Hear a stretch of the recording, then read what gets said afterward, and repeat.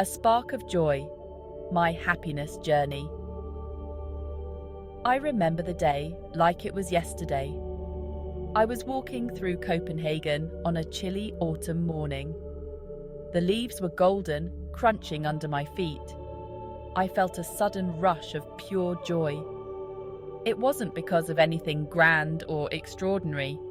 It was simple. The crisp air, the beautiful scenery, and a warm cup of coffee in my hand. That moment changed everything for me.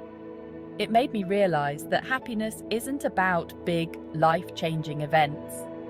It's about appreciating the little things. This revelation led me to dedicate my life to studying happiness.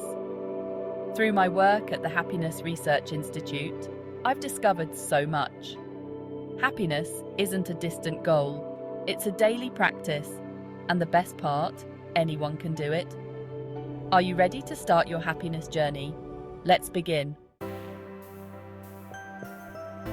Happiness isn't just a nice feeling. It's a powerful force that can change our lives.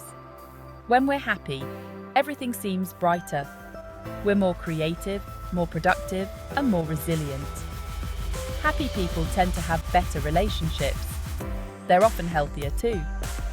Happiness even helps us live longer. But what exactly is happiness? It's not about being cheerful all the time. True happiness is deeper than that. It's a sense of contentment and satisfaction with life. It's feeling that overall things are good, even when we face challenges. In our daily lives, happiness plays a crucial role. It affects how we interact with others. It influences our decisions and our actions. When we're happy, we're more likely to help others. So, why don't we focus more on happiness? Often, we get caught up in the hustle and bustle of life. It's something we create along the way. Let's talk about some easy habits that can boost your happiness. These are small things you can do every day. They don't take much time or effort, but they can make a big difference in how you feel. The key is to be consistent. First up is exercise. Just 30 minutes of moderate exercise a day can work wonders. It could be a brisk walk, a bike ride, or a dance session in your living room. Exercise releases endorphins, our body's natural feel-good chemicals. Another simple habit is getting enough sleep. Aim for 7 to 9 hours of sleep each night. Create a bedtime routine to help you wind down. Avoid screens for at least an hour before bed. Lastly, try to spend time in nature every day, even if it's just for a few minutes. Being around nature has a calming effect. If you can't get outside, looking at pictures of nature can help too. The key is to connect with the natural world in some way each day.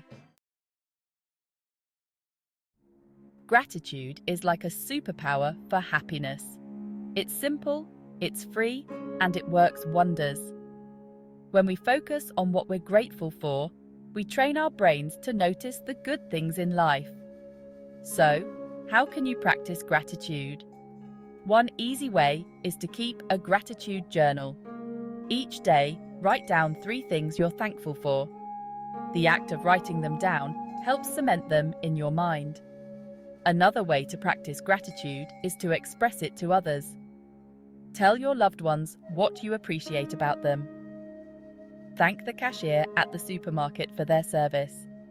You can also try a gratitude walk. As you walk, notice things around you that you're grateful for. Section 5. The magic of human connection. Humans are social creatures. We thrive on connection with others. In fact, strong social relationships are one of the biggest predictors of happiness. But in our busy modern lives, it's easy to neglect our relationships. Making time for meaningful connections is crucial for our happiness. So, How can we strengthen our connections? Start with the people closest to you.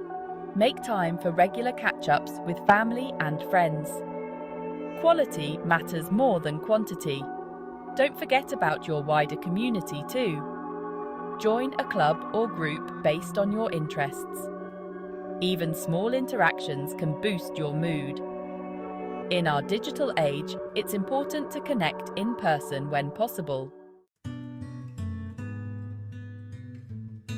Section 6. Mindfulness. Your path to present happiness. Mindfulness is a powerful tool for happiness. It's about being fully present in the moment, without judgment. When we're mindful, we're not worrying about the future or dwelling on the past. Practicing mindfulness doesn't have to be complicated. Start with just a few minutes each day. Try a simple breathing exercise. Focus on your breath as it moves in and out. You can also practice mindfulness in everyday activities. When you're eating, really focus on the taste, texture, and smell of your food. When you're walking, notice the sensation of your feet touching the ground. Another aspect of mindfulness is accepting things as they are. Mindfulness teaches us to accept the present moment, even if it's not perfect. Section 7. Small steps, big smiles. Real-life success stories. Let's look at some real-life examples of how small changes can lead to big increases in happiness. These stories come from people I've met through my research. First, there's Sarah. She was always rushing from one task to the next, feeling stressed and overwhelmed. She decided to try a simple mindfulness practice. Every day, she took 5 minutes to sit quietly and focus on her breath. After a few weeks, she noticed a big difference. She felt calmer and more focused. Then there's Tom. He was going through a tough time after losing his job. A friend suggested he try keeping a gratitude journal. Each night, he wrote down 3 good things about his day. Slowly, he started noticing more positive things in his life. This positive attitude helped him in job interviews, and he soon found a new position he loved. Lisa's story is about the power of connection. She had moved to a new city and felt lonely. She decided to join a local community garden. She met new people, learned new skills, and felt part of a community. She went from feeling isolated to having a new group of friends and a sense of purpose. Section 8. Your Happiness Toolkit. Practical tips for everyday joy. Now that we've explored various aspects of happiness, let's put together a practical toolkit.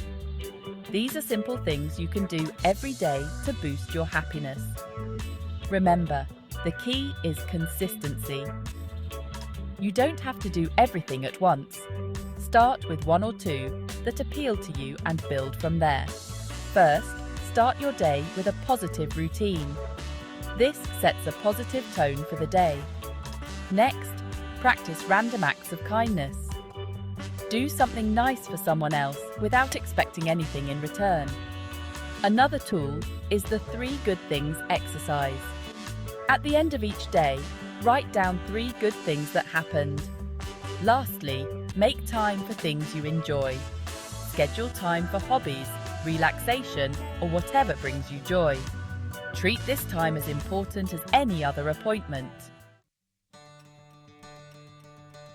Section 9. The choice is yours, embracing a happier life. As we come to the end of our happiness journey, I want to leave you with an empowering thought. Happiness is a choice. It's not something that just happens to us. It's something we create day by day through our thoughts and actions.